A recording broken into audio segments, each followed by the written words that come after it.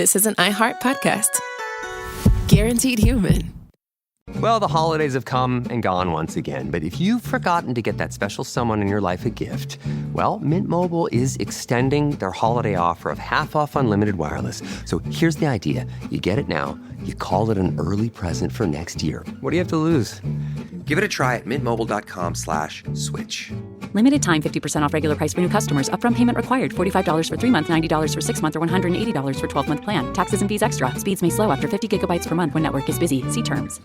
This Sunday, iHeartRadio brings you live to Levi's Stadium in Santa Clara for the Super Bowl 60 tailgate concert, presented by NetApp. It's the ultimate pregame party, featuring an exclusive performance from Teddy Swims. Your front row experience will be on iHeartRadio stations across the country and the free iHeartRadio app this Sunday at 3:30 Eastern, 12:30 Pacific. Then, after the concert, tune in to the Super Bowl 60 pregame show on NBC. Owning a home is full of surprises. Some wonderful, some not so much. And when something breaks, it can feel like the whole day unravels. That's why HomeServe exists. For as little as $4.99 a month, you'll always have someone to call. A trusted professional ready to help, bringing peace of mind to 4.5 million homeowners nationwide. For plans starting at just $4.99 a month, go to homeserve.com. That's homeserve.com. Not available everywhere. Most plans range between $4.99 to $11.99 a month your first year. Terms apply on covered repairs. This message comes from Greenlight. Ready to start talking to your kids about financial literacy? Meet Greenlight, the debit card and money app that teaches kids and teens how to earn, save, spend wisely, and invest with your guardrails in place. With Greenlight, you can send money to kids quickly, set up chores, automate allowance, and keep an eye on what your kids are spending with real-time notifications. Join millions of parents and kids building healthy financial habits together on Greenlight. Get started risk-free at greenlight.com/iHeart.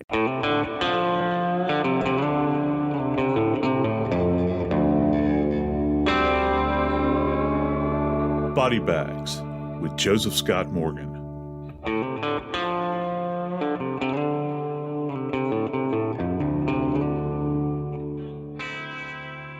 I don't clean up my house necessarily the way I probably should, particularly out in the yard. I've got an old shed and tools and whatnot laying around. I don't keep them in the best order, probably by some people's standards. And I've often wondered, if I suddenly passed away, what would happen to everything I own? What kind of impression would that leave with the folks that have to come up and kind of clean up after me? I know it's kind of morbid, but it happens. It happens on a regular basis. But I want to tell you about a case where the gentleman passed away naturally, and the police, when they were at his house, found something that I think that they'll never, ever forget. I'm Joseph Scott Morgan, and this is Body Bags. Jackie Howard, executive producer of Crime Stories with Nancy Grace, is with me. Jackie, I got to tell you, I don't know about you. I'm sure your house is in great order. Maybe you got a tool shed.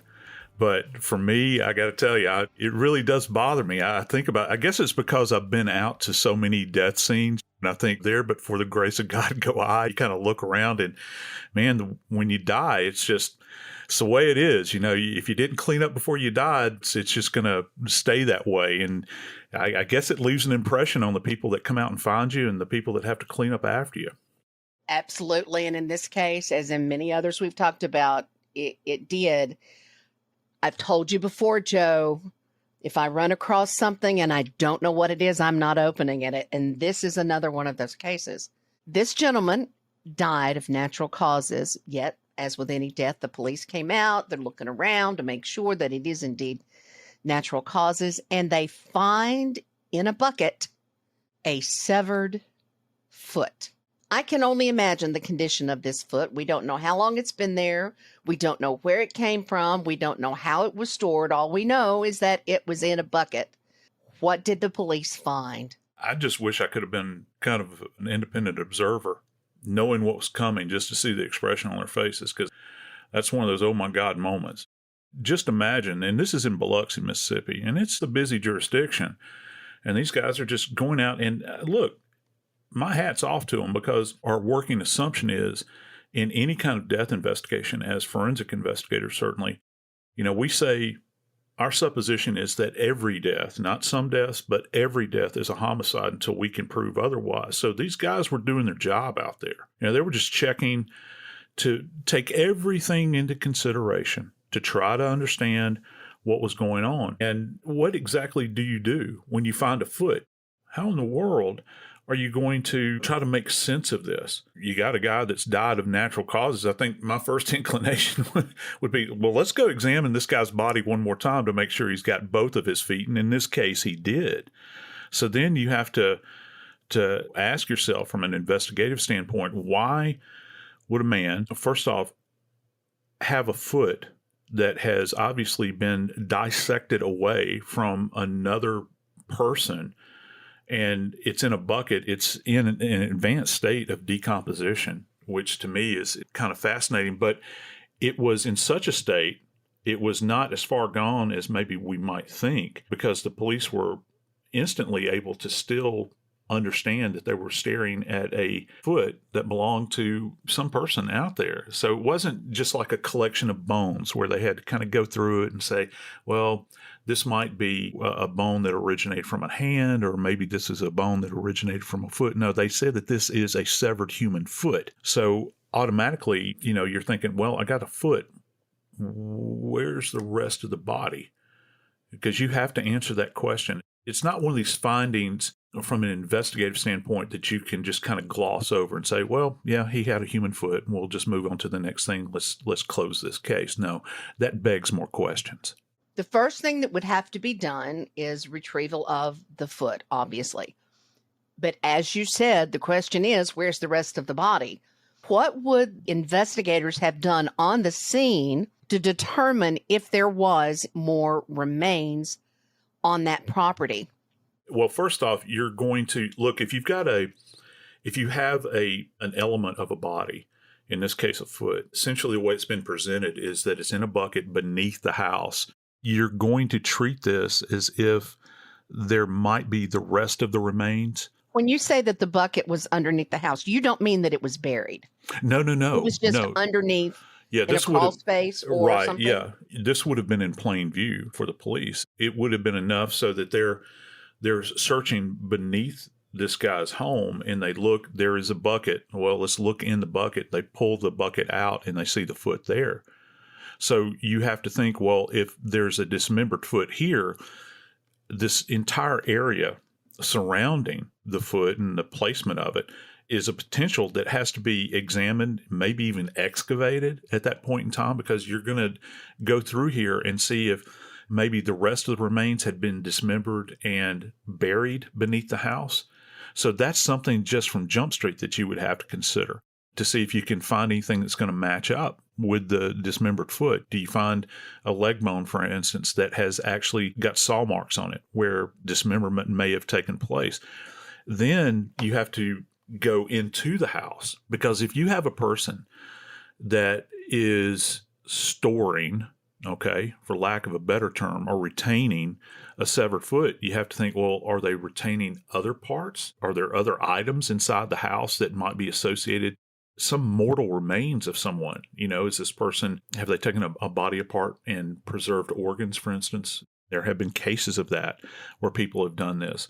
You have people that obviously that have taken bodies apart, preserved individual parts, say, for instance, like organs, hearts, lungs, these sorts of things, and put them in jars and put preservative in there. You have people that retain heads. Jeffrey Dahmer famously did that.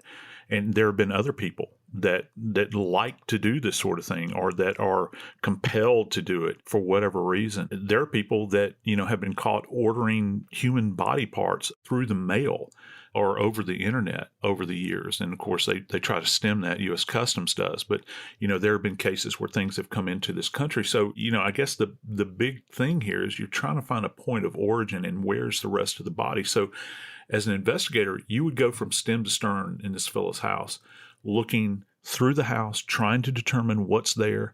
Is anything odd, out of place? you would have to really begin to pick apart this guy's life. And keep in mind, at this point in time, he's dead. He's dead. It's not like you can take him downtown and sit him at a table and begin to question him. Where were you on this date? What had you been doing on this date? How did you come into possession of a severed human foot? You don't have that person to ask those questions of. And to my way of thinking, if he's got close friends or relatives, unless he is really out of his mind, this is not something he's going to disclose to anybody else. So his family might not even be aware that he had this there. His friends might not be aware that he had this there. This is some kind of secret that he has taken with him to his grave. So then the investigation turns to trying to discover the identity of this foot. Who does this foot belong to? And how did it end up in a bucket? DNA is your friend, is it not? Of course it is. There's not a lot you can do from an anthropological standpoint. And kind of let me put a finer point on that. When you look at a foot, unlike a skull, for instance, where we can do kind of a typology where, you think about, you can look for certain racial characteristics. You can look for indications of whether or not this is a male versus female skull. There's terms that we use, for instance, with a male skull versus a female skull. Like the features of a male skull tend to be what are called robust. You think about your brow line, kind of run your finger across your brow there. Males tend to have kind of what's called a protuberant brow line, very pronounced. Whereas with female skulls, they use the term gracile. I love that term, by the way. It means kind of fine, and it's less robust. And that would be it. But you don't have that with a foot. How are you going to actually begin to narrow this down? Right you are, Jackie, in saying that DNA would be your friend. I think the key is, are you going to be able to recover any kind of viable DNA from this foot? How well preserved is it? Because, we talk about this all the time, where you have a sample and the term that we use is degradation. It becomes degraded, where the sample will be no longer viable. What your source would be is so decomposed to the point where you're not going to be able to find viable DNA. But I think in this particular case, that's what they were relying on. So they were able to actually retrieve a DNA sample from the foot. And I think that that's when the story actually takes a turn here. So let me throw another scenario into the mix. This foot was found in 2019. What if you had another body part found, say, 3 years earlier, 2016, in another state? How do we see if there's a connection? Excellent question. And it's kind of simple. All it's going to require on the part of the investigators over in Biloxi is to begin to search news stories. Okay? Are there any stories that are out there involving dismembered bodies where they were actually missing part of the body? They found 2 legs, or they found a torso, or they found an arm, or they found a head, but yet the feet are missing in this particular case. That's actually where you start from an investigative standpoint. And then I think that some of the tools that we now have at our disposal, these are repositories that exist for individuals, that are currently unidentified, like NamUs and those types of places, where they have a repository of DNA sample from unknown bodies. If you can retrieve a DNA sample from that item that you have and submit it, are you going to get a DNA match? That kind of intensifies the investigation. And of course, if you come up with 0, then you have to kind of rethink your approach to the case. In this particular case, they were able to find, I think, a match in this case. It does actually go back to a case that originated in 2016.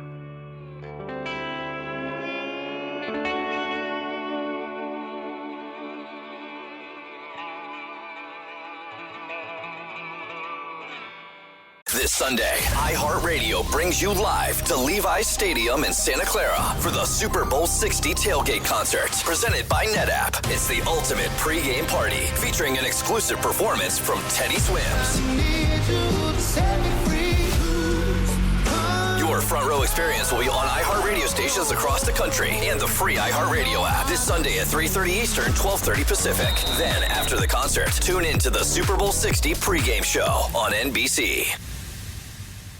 Now I'd like to introduce you to Meaningful Beauty, the famed skincare brand created by iconic supermodel Cindy Crawford. It's her secret to absolutely gorgeous skin. Meaningful Beauty makes powerful and effective skincare simple, and it's loved by millions of women. It's formulated for all ages and all skin tones and types, and it's designed to work as a complete skincare system, leaving your skin feeling soft, smooth, and nourished. I recommend starting with Cindy's full regimen, which contains all 5 of her best-selling products, including the amazing youth-activating melon serum. This next-generation serum has the power of melon leaf stem cell technology. It's melon leaf stem cells encapsulated for freshness and released onto the skin to support a visible reduction in the appearance of wrinkles. With thousands of glowing 5-star reviews, why not give it a try? Subscribe today and you can get the amazing Meaningful Beauty system for just $49.95. That includes our introductory 5-piece system, free gifts, free shipping, and a 60-day money-back guarantee. All of that available at meaningfulbeauty.com. Well, the holidays have come and gone once again, but if you've forgotten to get that special someone in your life a gift, well, Mint Mobile is extending their holiday offer of half off unlimited wireless. So here's the idea. You get it now, you call it an early present for next year. What do you have to lose? Give it a try at mintmobile.com/switch. Limited time 50% off regular price for new customers. Upfront payment required. $45 for 3 months, $90 for 6 months, or $180 for 12-month plan. Taxes and fees extra. Speeds may slow after 50 gigabytes per month when network is busy. See terms. Are you a fraud-paying American? It's a fact that 1 in 4 honest, hard-working, tax-paying Americans has been a victim of identity theft. With LifeLock Identity Theft Protection, though, if your identity is stolen, they fix it, guaranteed, and get you your money back. Last year, the IRS flagged over $16 billion in refunds for identity fraud. That's billions of dollars that could come from your salary, overtime, or second job. But this year, you don't need to stay a victim. LifeLock monitors millions of data points per second for your personal information and alerts you to threats you could easily miss on your own. And if your information does fall into the wrong hands, only LifeLock has U.S.-based restoration specialists who are backed by the $1 Million Protection Package. Because this tax season, fraud-paying American is something no American should have to claim. Visit LifeLock.com/iHeart and save up to 40% your first year. That's 40% off at LifeLock.com/iHeart. Terms apply.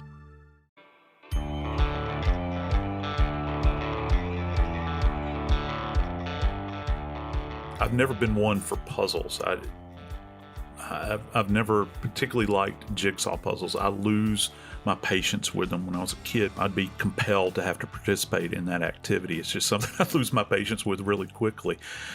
In this particular case, we've got kind of a human jigsaw puzzle at this point in time. How are we going to match up a foot that's found in Biloxi, Mississippi with any other dismembered body that might be found, I would assume, in a kind of in a regional context? Because you got to think that whoever took the foot off of this body didn't go too far with it, perhaps. And I think that that's what the police were looking at here.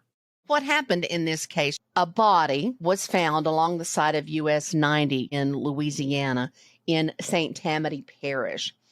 And it was also not intact body. It was just a torso. The man's arm was missing and one leg had been severed just below the knee. Now, again, this was in a different state. It obviously took 3 years to put these body parts together. How did they do it? What is the connection here?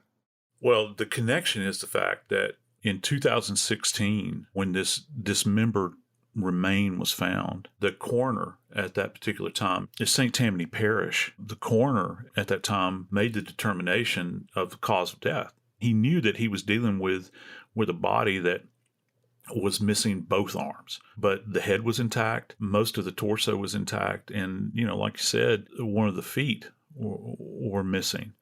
And there was also some other trauma that would have been what's called superior to where the foot was dissected off. It's almost like somebody got into the knee. They were going to attempt to also dissect that knee. They'd taken the foot off, then they'd moved up the leg to the knee, and they kind of stopped midway through this. And that gives you an idea that there was an attempt perhaps to take apart the entire body. Maybe they just lost energy. Maybe they were scared, thought that they were going to be found out.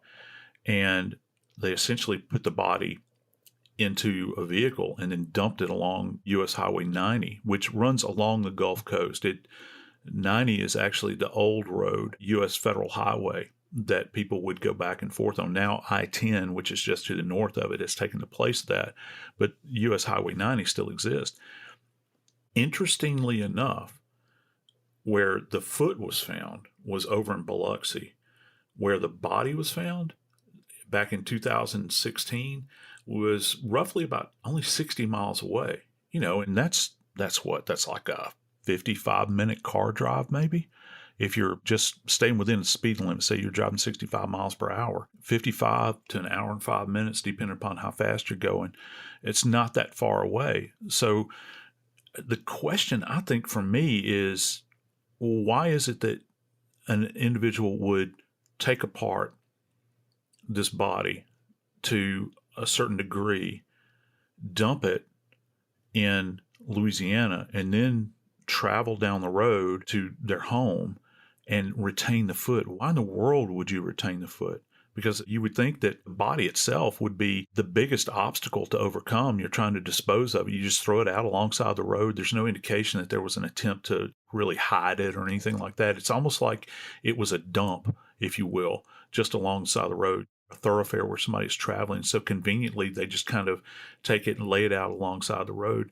But yet they retain the foot and take it home with them. That's super bizarre. I'm like you, though, Joe. I'm beginning to question why. I guess the better question would be, what was the purpose, as opposed to why would they do it? What purposed them to engage in this? Are they attempting to hold on to the foot as a trophy item? Or are they forgetful? Say, well, I got the foot in a bucket. I'm just going to stick it under the house and I'll get to it eventually. What's your purpose for retaining the foot if you're the perpetrator? I have no idea. Maybe there's some kind of psychological attachment to it. But the fact that he did have it is what led to the break in the case, because the coroner over in St. Tammany, when obviously they've got this this horrible remain that they recovered off of Highway 90, in addition to their assessment, the physical assessment of the body, they did take a DNA sample, and so that DNA sample was sent to a repository where you have these individuals that are unknown. And hopefully at some point in time in the future, they would be able to get a hit, maybe a familial hit on a family member, where they could say, yeah, well, we have a human remain that is more than likely related to this living person. I don't know that in their wildest fantasies, they would have thought that the connection would have been made between the dismembered foot and the body that they had found 3 years earlier. What was the cause of death? The body was found discarded on the side of the road. Not sure how long it had been there. What was the cause of death, and how was that determined, considering that there were body parts missing? Well, let's get to the cause of death. I like that. And then I really want to talk about the missing arms. The cause of death in this case is going to be blunt force trauma. And what that means is that somebody had taken this fellow and literally beaten him to death, because the way the coroner terms it, he had sustained massive skull fractures. There was massive skull trauma, multiple fractures. So if you just imagine cracking of an egg, and that represents the skull, every time you kind of strike an egg, say a hard-boiled egg, well, that's a better example than an unboiled egg, a hard-boiled egg, every time you strike the exterior, that external table of that shell, you're going to create a fracture, and it'll kind of have like a spiderweb appearance. I think that most people can kind of appreciate that. So for every one of those little spider webs that you see, imagine that it's a wagon wheel with a hub. For every one of those, that represents an individual impact. Okay. So when you hear a coroner or medical examiner say, well, we've got multiple blunt force trauma to the head, what they're saying is they can appreciate, first off, what's called a focal area of hemorrhage, if you have soft tissue remaining, that is the scalp. And then underlying, perhaps, there's this kind of egg-like fracture that has taken place, and you'll have multiple of these. So for every, say for instance, you have this skull fracture that is radiating out like the spokes on a wagon wheel. Every time this fellow is struck, it's leaving behind this evidence of individual strikes all the way around it. And in addition to that, not only was he struck about his cranium, okay, but he's also got multiple fractures over his face as well. So whoever did this to him intended to bring about his death as a result of literally beating him to death. So you've got these fractures that are existent. And one of the difficult things in the morgue, when you have multiple fractures like this, you'll have these kind of interrelated communicating fractures, okay? And what that means is that where an individual is struck, it radiates out like the spider web. And then from an adjacent fracture point of impact, you'll have those radiating lines that'll come out, and they kind of overlap many times. And if you've got a lot of them, it takes some time for the pathologist to sit there and say, okay, this little line of fractures is related to this impact. This one is related to this impact. And you say, well, Morgan, why is that even important? Well, it's important because you get an idea as to perhaps the sequencing of the injuries, in what order did they occur? If there's any evidence of, for instance, this is very important, where we have no hemorrhage, that indicates that this is a post-mortem injury, that somebody continued to beat this guy after he is dead. So you have to kind of assess all of that as you go along, and it puts a fine point on what brought about this guy's cause of death.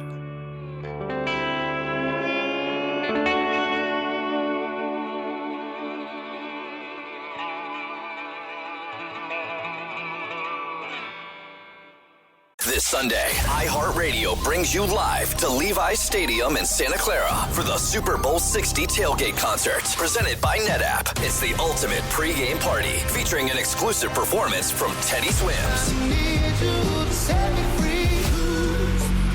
Your front row experience will be on iHeartRadio stations across the country and the free iHeartRadio app this Sunday at 3:30 Eastern, 12:30 Pacific. Then, after the concert, tune in to the Super Bowl 60 pregame show on NBC. Hi, I'm Cindy Crawford, and I'm the founder of Meaningful Beauty. When Dr. Sabah and I decided to do a skincare line together, he said to me, we are going to give women meaningful beauty. And I said, that's exactly right. We want to give women meaningful beauty, which means each and every product is meaningful. It has a reason to exist. It's efficacious. You're going to get results. And then you just go out and live your life. Meaningful Beauty. Confidence is beautiful. Learn more at meaningfulbeauty.com. Picture chicken nuggets in your head. Okay, now forget them. Because Taco Bell's crispy chicken nuggets are here. And they're nothing like the nuggets you know. All white meat chicken, coated in tortilla chips for that signature Taco Bell crunch. A nugget like that calls for a sauce that can keep up. Introducing Hidden Valley Diablo Ranch. The iconic ranch you love, fired up with Taco Bell Diablo sauce. Bold meets bolder. Ranch meets Diablo, and it works. Crispy chicken nuggets from Taco Bell, a brand new classic. At participating U.S. Taco Bell locations for a limited time only, while supplies last. This message comes from Greenlight. Ready to start talking to your kids about financial literacy? Meet Greenlight, the debit card and money app that teaches kids and teens how to earn, save, spend wisely, and invest with your guardrails in place. With Greenlight, you can send money to kids quickly, set up chores, automate allowance, and keep an eye on what your kids are spending with real-time notifications. Join millions of parents and kids building healthy financial habits together on Greenlight. Get started risk-free at greenlight.com/iHeart.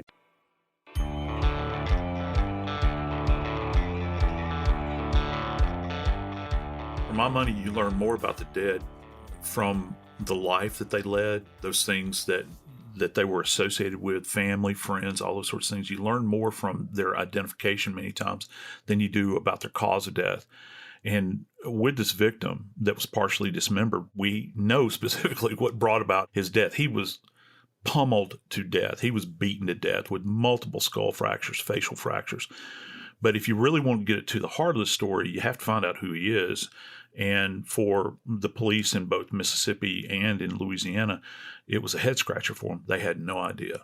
Trying to identify this person who's been left on the side of the road and identifying and matching this foot How is that done? Obviously, we know they made the DNA match.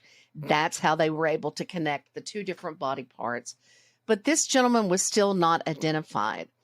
The arms were missing, which meant they couldn't do fingerprints. How did they make the identification? I actually had a case in my distant past where I found a body in a creek and both of the hands were missing off of the body. And it wasn't the smartest person that had done this because they left the guy's wallet in his back pocket. But they cut the hands off of this individual. And immediately you begin to think, well, they cut the hands off because they wanted to impede the ability of us to get him identified through fingerprints. But in this case, you've got both arms missing, which is odd in and of itself. And what do you accomplish by that? A lot of this is supposition on our part as an investigator. You have to kind of think, what's the purpose behind removing not just the hands, but also the arms? And this is my thought. Nowadays, with proliferation of tattoos are specific identifiers that we look at. So if anybody has tattoos on their arms, you can look at it and say, that appears to be the same tattoo that my brother had or my dad had or whatever the case might be when you're trying to get a body visually identified. Removing the arms, it can mean that maybe the individual had tattoos and you're trying to impede the investigation by doing that. And, oh, by the way, at the end of the arms, you've also got hands, which you can roll a print off of. And if the person has a record anywhere, and not necessarily just a record, but, for those of us that have been in the armed forces, for instance, if you've never been printed before in your life, you're going to get printed in the armed forces. And today they do DNA swabs, but you're going to get printed. And so you've got a print card on file somewhere out there. Certain employers keep print cards. And then not to mention the criminal population, anybody that's been booked at any point in time, you got a print card somewhere. So that's something else from an investigative standpoint that's going to hamper you. You're trying to make an ID.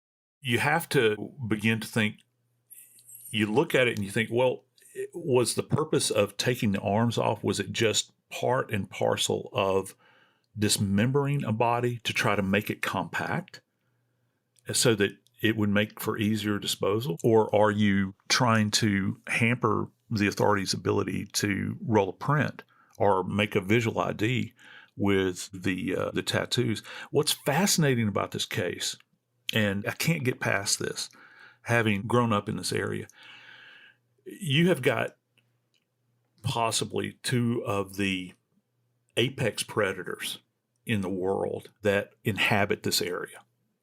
You've got alligators, because the body was actually found immediately adjacent to an area that's called the Wrigley's. And the Wrigley's is a pass, essentially, a pass in the water where it goes from Lake Pontchartrain into another body of water is called Lake Bourne, and then that opens out into the Gulf of Mexico. So you've got alligators that are indwell this area out there. There's actually swamp tours in this particular area. People go out on boats and they see alligators. They're everywhere down there. And then out in the Gulf of Mexico, you got sharks. So why just take the body and kind of dump it right there on the side of the road when it could have been more easily facilitated where nobody'd ever find the remains potentially if you placed it out there. And the fact that they went to these laborious lengths of trying to dissect out a body and then just kind of suddenly dump it is kind of fascinating to me, I think. It's almost like it was an incomplete attempt at getting rid of a body. But thankfully, because they were able to retain and capture DNA, they were able to get a positive ID on this individual. You mentioned a couple of times in there, Joe, about being able to identify tattoos. How is that? Are you talking about recognizing the pattern, the kind of inks? How do you do that? Dependent upon the artist that actually, and look, we can, let's just say it plainly, tattoos are far more common than they used to be. In the early days, there were specific people that were highly skilled at identifying the work of specific tattoo artists. I don't know if people understand this. The people that would learn to kind of perform tattoo artistry would sit at the feet of a master, essentially, and they would kind of learn how to do this. And they all kind of had this family tree that they would descend out of. Well, this looks like so-and-so's work, okay? So you could almost like regionalize it There was like several famous tattoo artists. I think there was one in particular in Baltimore that was very, very popular, and he was well known. And you could see people that had kind of copied his work or learned from him. So that's kind of a tie back. But nowadays, you've got people that have shops everywhere. There's been a real proliferation. So it kind of waters down your ability as an investigator to kind of narrow down what the actual origin of that is. Now, if you've got an older gentleman that's had a tattoo for a protracted period of time, it used to be that you would have people that were in service, particularly people that had traveled overseas to like the Philippines, that would get tattoos, say around Subic Bay and those areas like that were in the Navy. Those were specifically identifiable. Then you have more rough-hewn tattoos, which actually kind of make it easier to identify an individual. And I'm thinking things like homemade tattoos and jailhouse tattoos, because you can, certain tattoos, you look at it and you can say, well, that kind of looks like a jailhouse tattoo, that somebody had this done in prison. It doesn't have the same precision to it. It doesn't have a variety of inks. And so those are little indicators to us as to the origin of the tattoo. Well, if you got a jailhouse tattoo, guess what? As that's invaluable when it comes to an investigation, because you can say, well, this person has done time in the joint perhaps. And depending upon the type of tattoo, it might lead back to a specific point of origin and where they had done time. At least you have a place to start. That's the important thing about getting IDs done. In forensics and death investigation, we kind of have this old idea that doesn't really exist anymore of visual ID. Visual ID is the worst kind of ID that you can do, where you kind of have this droopy old morgue attendant you think about from the movies years ago, where a weeping family member comes into the morgue and they pull the sheet back and they say, yes, that's my brother or whatever. It doesn't really happen like that anymore. And if it does, it shouldn't happen that way, because we have so many tools at hand to get people identified. So there's 3 levels of identification that we have. We have unidentified, which means we have no idea who this person is, which in this case certainly happened. We had a foot, and then we had a partially dissected remain that was in another state, had no idea who they were. So that's unidentified. Then we have something that's called presumptive ID. Presumptive ID is kind of that mushy middle ground that you have. And I've had cases where I had no DNA to necessarily work with, or the individual had no family members to compare the identity to. I had a case in particular where a woman was locked in her house with her dogs for about 5 months, and the dogs had consumed a goodly portion of her body. And so the house was locked from the inside. Her keys were there. Her wallet was there. Her car was there. But there was nothing of her that remained from her waist up. Okay, I had no fingerprints to go on. She had no living relatives. So that would be a presumptive ID. That body was a female body. She was African American, and she resided there. We knew that was her home. And then we had nothing else to hang our hat on. Okay, so that's a presumptive ID. And then we have a positive ID, where scientifically we've been able to verify through DNA, fingerprints, dental, that sort of thing, that definitively is that person. The least reliable probably is a visual ID, because there are too many things that can happen with a visual ID. First off, people are terrified when they show up to the morgue to see a body. They're so emotional many times that they're wrecked. I've had multiple bodies misidentified over the years through visual ID. I never rely on government ID. It's something that, it's a starting place. If somebody has a driver's license on them, it's a starting place, but I have to be able to verify that to say, okay, I think that this is who I have. If I've got a body that is just torn to shreds, I can't look at a driver's license and actually say, well, yeah, this is the same person. It kind of looks like them. How are you going to do that when a person's face is horribly disfigured? It's a starting place, okay? I don't trust any kind of ID because it can be forged. A year from now, after I've stated that definitively that I got that body ID through a driver's license, and it turns out not to be them, well, I've just put myself in a heck of a position, not to mention the horror that descends upon the family at that point in time, because I assumed something, and it turns out not to be their loved one. That has happened as well. So you have to be very definitive about these things. And one of the most definitive things you can do nowadays, and there's no excuse not to use it, is DNA. There's another component here, and that is phenotyping. What is that, and how does it come into play? Well, with phenotyping, you're taking a sample of DNA, okay? And based upon the markers within that DNA, as it is examined, you can come up with certain traits or characteristics that are unique to that DNA strand. And what that means is that they can, and listen, it's not 100%, okay? It's not.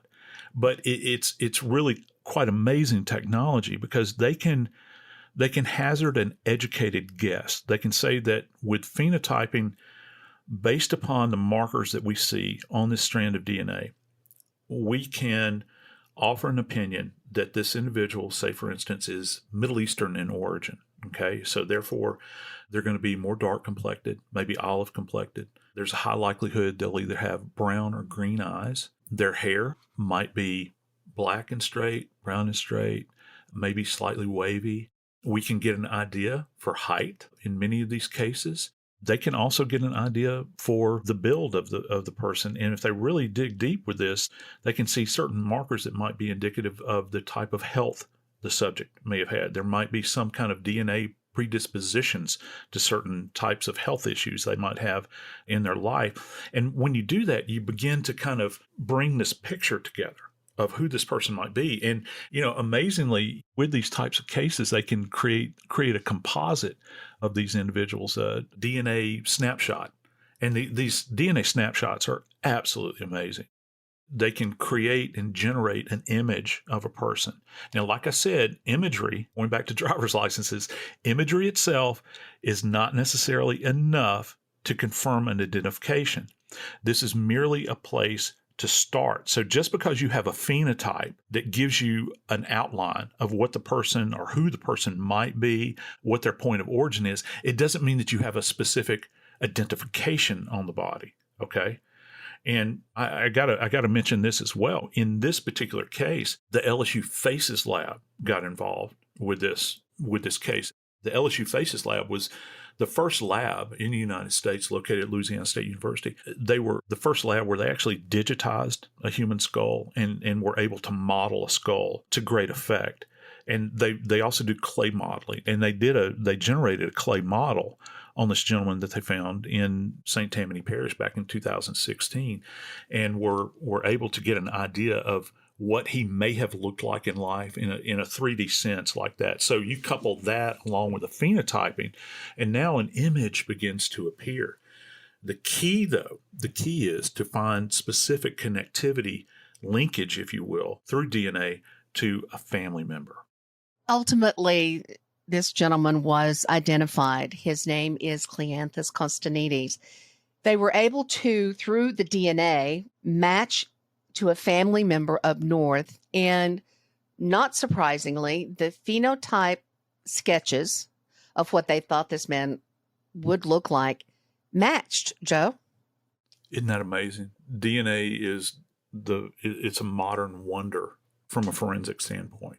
Clay modeling is fine, and we've done that for a number of years, and that was kind of the first step, I think, for many of us. But when we see what they're doing with these so-called phenotyping snapshots, if you will, it's absolutely amazing how you can take those base elements that we kind of spring from and capture a picture of a real person and kind of conjure them up out of this DNA phenotyping. And the similarities are absolutely just striking. I'm Joseph Scott Morgan, and this is Body Bags.